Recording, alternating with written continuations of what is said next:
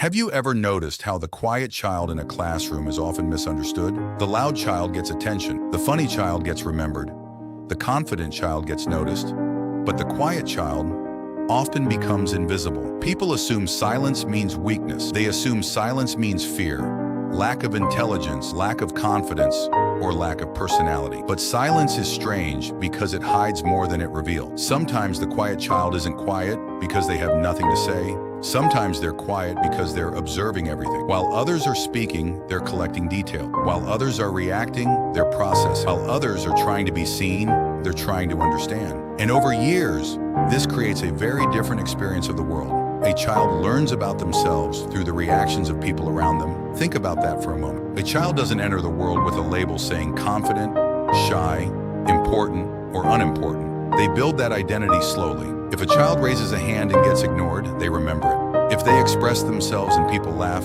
they remember it. If they stay silent and nobody asks what they think, they remember that too. Tiny moments become silent messages, not because people are trying to hurt them, but because repeated experiences slowly shape self-perception. The mind starts creating patterns. Maybe my words don't matter. Maybe I should stay in the background. Maybe staying quiet is safe. And here's the strange part. What begins as a habit can slowly become an identity. A child who stays quiet for protection may eventually say, "This is just who I am." But human beings are much deeper than labels. A quiet child is not a finished story. They are a developing story. Because while some people are building a loud presence outside, quiet children are often building something invisible inside. Imagination, awareness, emotional depth, observation, and the ability to think before acting. Many quiet kids spend years watching. They notice facial expressions nobody else sees. They notice changes in tone. They notice who feels left out. They notice who is pretending to be okay. When you spend years observing rather than performing, you start understanding human behavior differently. That's why many quiet people grow up with deep emotional intelligence. Not because they had special powers, but because they spent years studying people without realizing they were studying people. But there can also be a hidden cost. When you spend too much time inside your own head, thoughts can become a maze. A small mistake becomes a big memory. A small embarrassment becomes something replayed 100 times. Questions appear. What if I said something stupid? What if people judge me? What if I fail? And over time, overthinking starts stealing moments that life was trying to give you. Opportunities arrive, but fear speaks first. Dreams appear, but doubt speaks louder. And this is where many adults who were once quiet children begin feeling confused. They look at themselves and think, why do I feel different? Why do I feel like I have so much inside me but struggle to show it? The answer may not be because something is wrong with them. It may simply be because they spent years developing inner worlds that became stronger than outer expression. But here's something important. Different does not mean broken.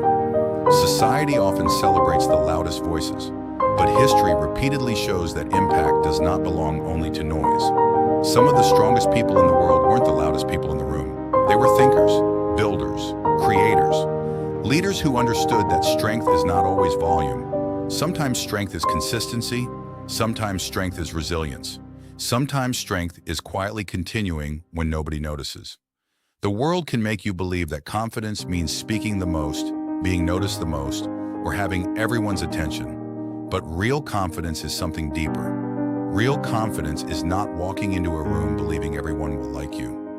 Real confidence is walking into a room knowing you'll still be okay, even if everyone doesn't. That's a completely different kind of power. Imagine carrying your thoughts, ideas, talents, and dreams like unopened gifts for years because you're afraid people won't understand them. Imagine reaching adulthood and realizing that the world never asked you to become someone else. It only asked you to stop hiding yourself. That changes everything, because the quiet child who becomes an adult has two choices. They can continue believing the story written by fear, or they can write a new story. A story where silence becomes strength instead of limitation. A story where observation becomes wisdom. A story where sensitivity becomes understanding. A story where being different becomes an advantage. You don't have to become the loudest person in the room. You don't have to change your personality. You don't have to become someone fake. You only have to stop treating your voice like it doesn't matter. Speak once, even if your voice shakes. Share one idea even if you're uncertain. Take one step even if fear comes with you. Confidence rarely arrives before action. Most of the time, confidence arrives after action. Maybe the quiet child inside you spent years waiting for permission to be seen. This is that permission, because the world has enough people trying to copy each other. What it needs are people willing to bring out what was hidden all along. And maybe that's the biggest truth of all. Quiet children don't become different adults because they were weak. They become different because they spent years becoming something deeper. The question is no longer whether you were quiet. The real question is, what are you going to do with everything you quietly became?